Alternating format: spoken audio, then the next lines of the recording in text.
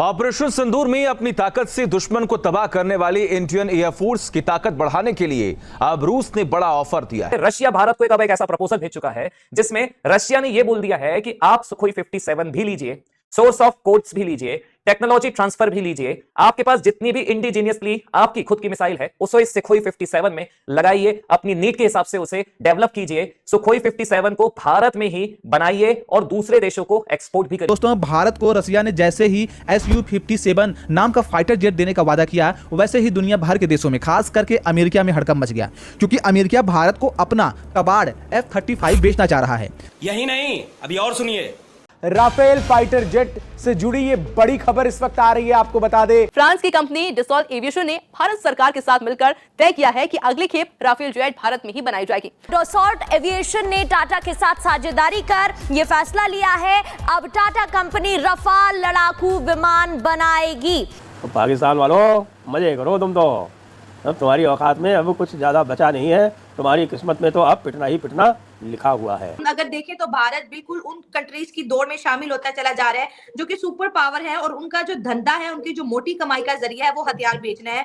तो अब जो जंग हो गई है ना, इसके बाद इंडिया जो भी असलहा ले रहा है वो समझ लें कि वो आपके लिए भी ले रहा है, यानी वो पाकिस्तान के लिए भी ले रहा है। भारत ने फिर से ये साबित कर दिया है, कोई कितनी मर्जी ही कोशिश कर ले इस देश को रोकने की, लेकिन किसी भी देश की बस की बात नहीं है भारत को रोकना। जय हिंद दोस्तों, स्वागत है आपका वन शॉट इंडियन मीडिया पर। दोस्तों, जिस तरह से रशिया का दिया हुआ सुखोई Su-57 और फ्रांस का दिया हुआ राफेल फाइटर जेट ने ऑपरेशन सिंदूर के दौरान 7 मई की देर रात को आकाश में रहते हुए जिस तरह से मिसाइलें दागकर पाकिस्तान में जो तबाही मचाया था, पाकिस्तान ना तो उस कयामत की रात को भूल सकता है और ना ही इन दोनों फाइटर जेट का नाम। भारत ने ऑपरेशन सिंदूर के दौरान पाकिस्तान को अब तक इतना बर्बाद कर चुका था कि पाकिस्तान अब बिल्कुल भी यह बर्दाश्त नहीं कर पाता और फिर क्या, ये भागा भागा चीन के पास जाता है और चीन से 5वीं पीढ़ी की फाइटर जेट लेने के लिए मांग करता है, वो भी लोन पर।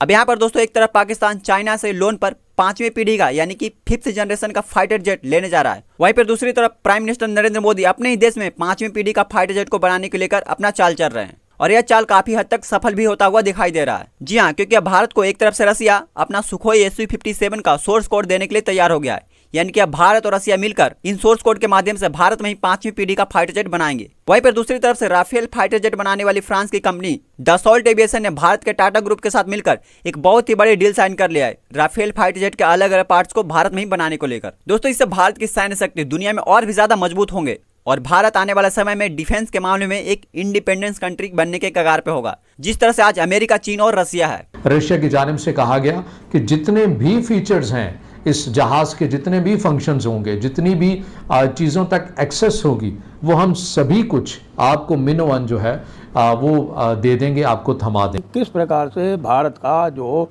आत्मनिर्भर मिसाइल सिस्टम है वो पूरी दुनिया में खलबली मचा रहा है, पूरी दुनिया को उसने हिला के रख दिया है। भारत इस समय एयर डिफेंस का पूरे विश्व में चैंपियन डिक्लेयर हो चुका है, तो इसलिए ना तो तुम एयर डिफेंस उनकी भेज पाओगे और ना तुम ब्रह्मोस का कोई उपाय ढूंढ पाओगे। जब तक उपाय ढूंढने की बात होगी तब तक वो 4.5 वाली आ जाएगी। देखिए, मैं इस चीज़ को अक्सर प्रेस करती हूँ कि हमारी इकोनॉमी छोटी है और हमारी इकोनॉमी क्योंकि IMF के हाथ में है, उसके बावजूद भी पाकिस्तान कुछ ना कुछ अपने डिफेंस को स्ट्रॉन्ग करने के लिए करता है, क्योंकि एक तरफ इंडिया है, दूसरी तरफ अफगानिस्तान, तीसरी जानिब चाइना है, फिर ईरान है, उसको लेके फिर भी हम देखें हमारी इकोनॉमी छोटी है, हमारा डिफेंस बड़ा है। मैं आपको बताता हूँ, सबसे बड़ा मसला पैसे का है, मैनेजमेंट का मसला है यार। अच्छा। पैसे का मसला नहीं है। मोदी लाख बुरा होगा हमारे लिए, अपने मुल्क के लिए वो देखो। हाँ, अपने मुल्क के लिए तो मैं अच्छा कहता हूं उसको मोदी जी कहना चाहिए। अल्लाह यार, जो अपने मुल्क के साथ कम से कम वो सिंसियर है ना यार। दुनिया में वॉर वेपन की बजाय इकोनॉमी की वॉर है। चाइना भी वॉर, स्टेट ऑफ वॉर में है, थाईलैंड है, यूरोप है, अमेरिका है, वो सब एक दूसरे से डॉलर इकट्ठे करके अपने अपने मुल्क में लेके आ रहे हैं। ये असल वार है जो हमारे बंदों को बतानी चाहिए कि जो उन्होंने हमारी मेड इन पाकिस्तान कोई चीज़ नहीं मिलेगी आपको, आप वॉर हार गए। वेपन की वार वो कोई वार नहीं होती, वो पुराना वक्त था जब आप तलवार लेके निकलते थे। अब तलवार वाला काम नहीं, अब 5th डिमेंशन है। आपकी इकोनॉमी आपकी असल वार है, उसमें जीत आपकी जीत है, उसमें हार आपकी हार है। आपके पास जीत होगी तो आपके पास कश्मीर किसी की जरूरत नहीं है। अगर आप भूखे नंगे होंगे, आप वही बात करेंगे जो अमेरिका कह रहा है, वही बात कहेंगे जो दूसरे लोग कह रहे हैं। आपका अपनी तो आइडेंटिटी रहेगी नहीं। तो मेड इन पाकिस्तान का तो अभी वो कहते हैं ना, वो कीड़ा ही नहीं यहाँ डेवलप हुआ।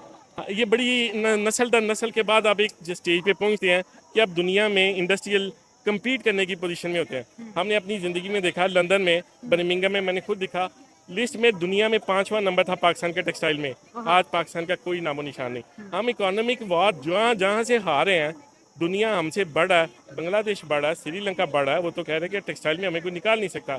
वो जंग जीत रहे हैं, हमें अभी सॉरी हमें अभी तक ये नहीं पता कि हमने जंग लड़नी कौन सी है। मतलब सही जंग तो इकोनॉमी की है, जिसको इंडिया लड़ा, जिसको चाइना, श्रीलंका, नेपाल, भूटान, सारे मुल्क बंदूकों वाली कोई जंग नहीं है अब। बंदूकों का वक्त गुजर गया। हाँ।